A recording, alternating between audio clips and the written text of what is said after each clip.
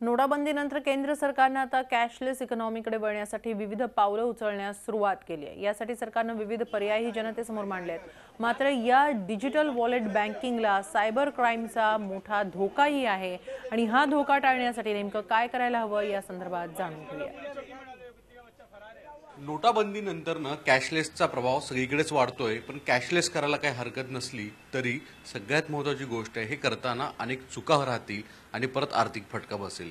असे होऊ नये म्हणून आपल्यासमोर या क्षेत्रातले अभ्यासक, कायदे अभ्यासक प्रशांत माळी आपल्यासमोर आहेत, ॲडव्होकेट आहेत ते। सर, कॅशलेसचा ट्रेंड सगळीकडेच वाढतोय, पण कोणते प्रिकॉशन घ्यायला हवेत आणि गेल्या काही दिवसात कोणत्या केसेस वाढताना दिसत आहेत?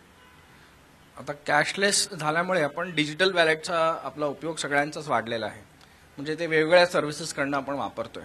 तर सर्वात महत्त्वाचा मुद्दा म्हणजे जर अजूनपर्यंत तुम्ही तुमच्या मोबाईलला पासवर्ड ठेवला नसाल तर लागलीच मोबाईलला पासवर्ड ठेवून घ्या, नंबर 1।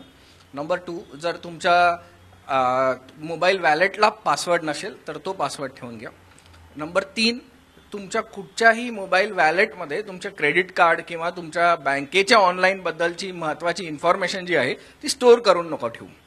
चौथा मुद्दा म्हणजे खूप सारे जास्त पैसे तुम्ही वॅलेटमध्ये जमा नका करू, कारण जरी तुम्ही 1000 रुपये ठेवले तर तुमचं 1000 रुपयाचं रिस्क आहे। जर तुम्ही 10,000 रुपये तुम्हाला कधी खर्च करायचे असतील तर तुम्ही ते त्याच वेळेला तुमच्या कार्डामधनं किंवा बँकेमधनं काढून तुम्ही त्या वॅलेटमध्ये घेऊन ते खर्च करू शकता।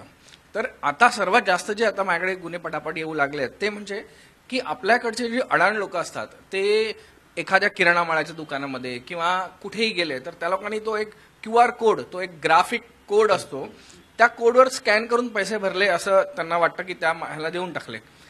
खूप वेळा असं होतं की त्यांनी समोरच्यानी ते अग्री केलेली असते, त्यांच्याकडे 2 कोड असतात, एक त्याच्या पर्सनल नावावर, एक दुकानाच्या करंट अकाउंट नावावरती। कधी कधी तो पर्सनल नावाचा समोर ठेवतो, तुम्ही त्याच्यावर स्कॅन करून पैसे भरून टाकता, तो तुम्हाला दुसरा बँक बॅलन्स दाखवतो त्याच्या दुकानाचा आणि सांगतो मला पैसे मिळाले नाही म्हणून।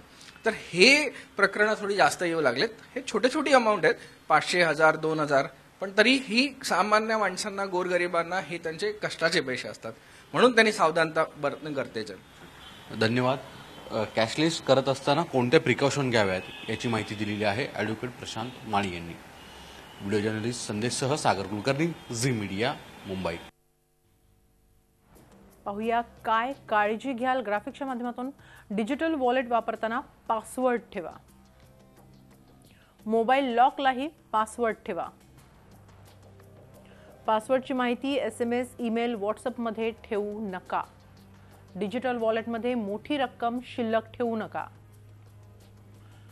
QR कोडची खात्री करूनच पैसे ट्रान्सफर करा,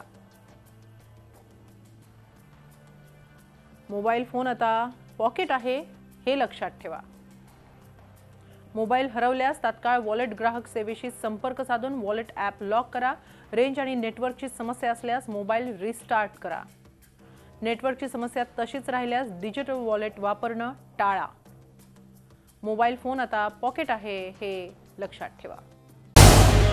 झी 24 तास रहा एक पाऊल पुढे।